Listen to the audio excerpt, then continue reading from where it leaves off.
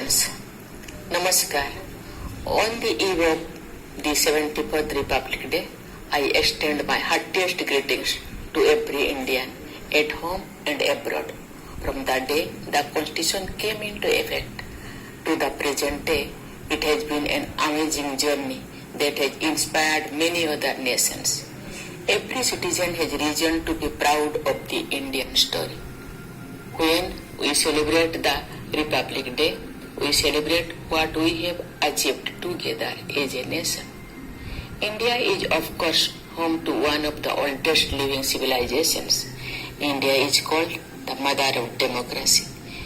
As a modern republic, however, we are young. In the early years of independence, we faced countless challenges and adversities. Very high levels of poverty and illiteracy were just two of the many ill effects of the long foreign rule.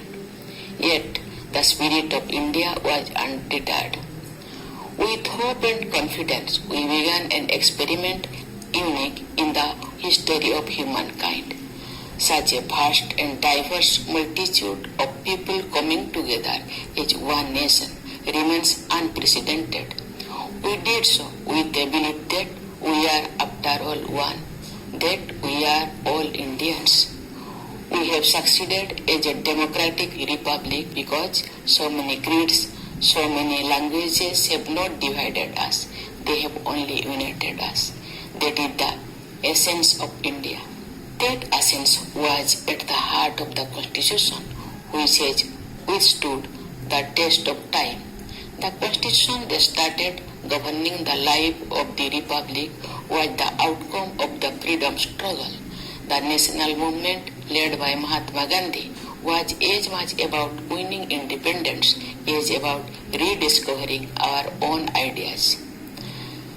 Those decades of struggle and sacrifice helped us win freedom not only from colonial rule but also from the imposed values and narrow worldviews. Revolutionaries and reformers joined hands with visionaries and idealists to help us learn about our age-old values of peace, brotherhood, and equality. Those who shaped the modern Indian mind also welcomed progressive ideas from abroad. Following the Vedic advice, Anubhadraha Pratavayantu Vishwato, let noble thoughts come to us from all directions. A long and profound thought process culminated in our Constitution.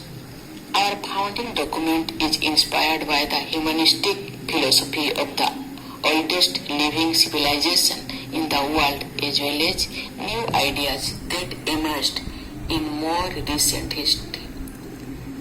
The nation will always remain grateful to Dr. B.R. Ambedkar, who headed the drafting committee of the Constitution and thus had a critical part in giving it the final shape. On this day, we should also remember the role of jurist B.N. Rao, who had prepared the initial draft, and other experts and officers who helped in making of the Constitution. We are proud of the fact that the members of that assembly represented all regions and communities of India and that they included 15 women too.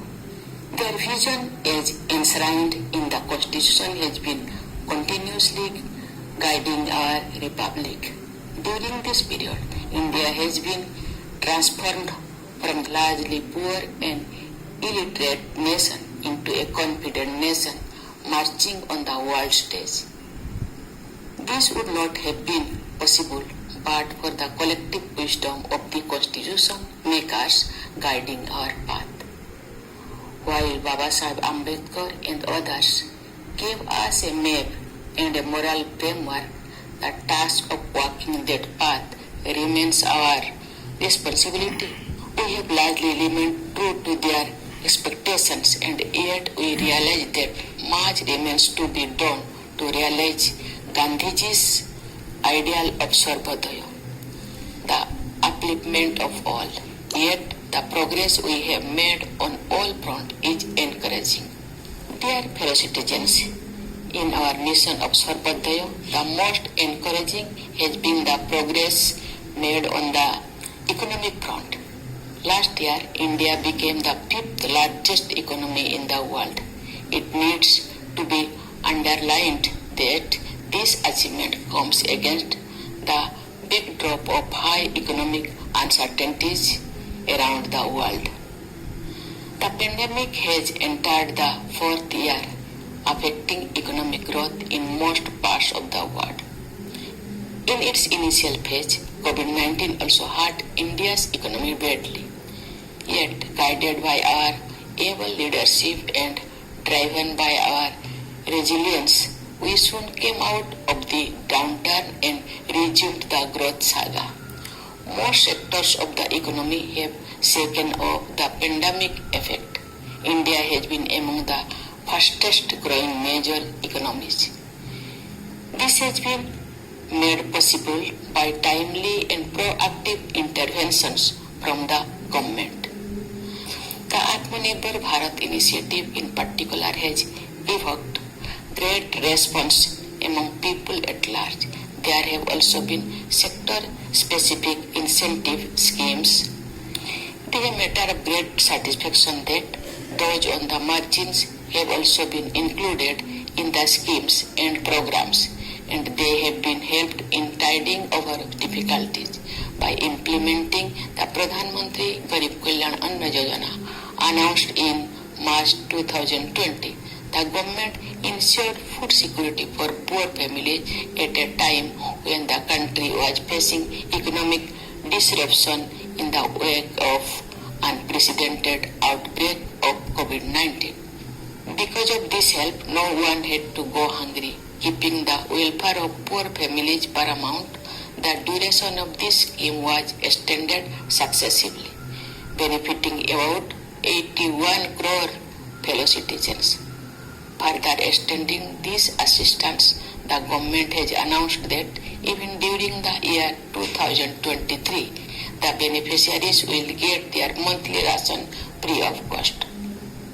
With this historic move, the government has undertaken the responsibility of caring for the weaker sections while also enabling them to benefit from economic development. With the economy on a sound footing, we have been able to begin and carry forward a series of praiseworthy initiatives. The ultimate goal is to create an environment in which all citizens can, individually and collectively, realize their true potential and prosper. As education builds the right foundation for this purpose, the National Education Policy has introduced ambitious changes. It rightly addresses the twofold aims of education as an instrument of economic and social empowerment and as a means to explore truth. The policy makes our civilizational lessons relevant for contemporary life, while also preparing the learner for the 21st century challenges. The National Education Policy appreciates the role of technology in expanding and deepening the learning process. As we have come to realize since the early days of COVID-19, technology offers life-changing possibilities. The Digital India Mission is striving to make information and communication technology inclusive by bridging the rural-urban divide. More and more people in far-flung places have been reaping the benefits of the internet and are receiving a variety of services provided by the government as the infrastructure expands. We have reasons to be proud of our achievements in the domain of science and technology. India has been among the handful of pioneers in space technology. As long-pending reforms in this sector are underway, private enterprises are now invited to join the quest. The Gaganyaan program to carry Indian astronauts into the space is under progress. This will be India's maiden human space flight. Yet, even as we reach out to the stars, we keep our feet on the ground. India's Mars mission was powered by a team of extraordinary women, and our sisters and daughters are not far behind in other areas too. Women's empowerment and gender equality are no longer mere slogans, as we have made great progress towards these ideals in recent years. With people's participation in Beti Bachao Beti Padhao campaign, women's representations have been rising in every sphere of activity. During my visits to various states, educational institutions, and while meeting delegations of various professionals, I am amazed by the confidence of young women. I have no doubt in my mind that they are the ones who will do most to save tomorrow's India. What miracles cannot be achieved if this half of the population is encouraged to contribute to nation building to the best of their ability. The same vision of empowerment guides the government's approach to the marginalized communities, including the scheduled caste and scheduled tribes. In fact, the aim is not only to remove hurdles and help them in development, but also to learn from them. Tribal communities, in particular, have rich lessons to offer in many areas, ranging from protecting the environment to making the society more cohesive. Dear fellow citizens, as a result of a series of initiatives in recent years to transform all aspects of governance and unleash creative energies of people, the world has started to look at India with a new sense of respect. Our interventions in various world forums have started making a positive difference. The respect that India has earned on the world stage has resulted in new opportunities as well as responsibilities. This year, as you know, India holds the presidency of the Group of 20 Nations. With our motto of universal brotherhood, we stand for peace and prosperity of all. Thus, the G20 presidency is an opportunity to promote democracy and multilateralism and the right forum for shaping a better world and a better future.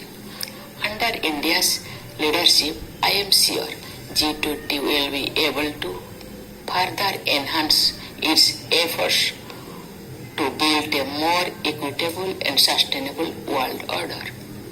As G20 represents about two-thirds of the world population and around 85% of global GDP, it is an ideal forum to discuss and find solutions for global challenges. To my mind, global warming and climate change are the most pressing among them. Global temperatures are rising and incidents of extreme weather are increasing. We are faced with the dilemma to lift more and more people out of poverty. We need economic growth, but that growth also comes from fossil fuel. Unfortunately, the poor bear the brunt of global warming more than others. Developing and popularizing alternative sources of energy is one of the solutions. India has taken a commendable lead in the direction by giving a policy push to solar energy and electric vehicles. At the global level, however, emerging economies need a helping hand from advanced nations in the form of technology transfer and financial support. To maintain the balance between development and environment, we have to look at the ancient traditions with a new perspective. We need to reconsider our basic priorities. The scientific aspects of traditional life values have to be understood. We must once again rekindle that respect for nature and humility before the vast universe. Let me state here that Mahatma Gandhi was a true prophet of our times as he foresaw the calamities of indiscriminate industrialization and cautioned the world to mend its ways. We need to modify our lifestyle if we want our children to live happily on this fragile planet. One of the changes suggested pertains to food. I am happy to note that the United Nations accepted suggestion from India and declared 2023 as the International Year of Millets. Millets were essential ingredients of our diet, and they are making a comeback among sections of society. Coarse grains like millets are eco-friendly as they require less water to grow, and yet they provide high levels of nutrition. If more and more people turn to millets, it will help conserve ecology and also improve health. One more year has gone by for the Republic and another year commences. It has been a time of unprecedented change. With the outbreak of the pandemic, the world had changed within a matter of days. During these 3 years, whenever we have felt that we have finally put the virus behind, it raises its ugly head. However, there is no need to panic because we have learned in this period that our leadership, our scientists and doctors, our administrators and corona warriors will make every possible effort to meet any situation. At the same time, each of us has also learned to not let our guard down and remain alert. Dear fellow citizen, generations of people working in different fields deserve praise for their invaluable contribution in the development story of our republic so far. I commend the roles of farmers, workers, scientists and engineers whose combined strength enables our country to live up to the spirit of Joy Jawan, Joy Kisan, Joy Vigyan, Joy Anusandhan. I appreciate every citizen who contributes to nation's progress. I also convey my greetings to our diaspora, the great ambassadors of India's culture and civilization. On the occasion of Republic Day, I convey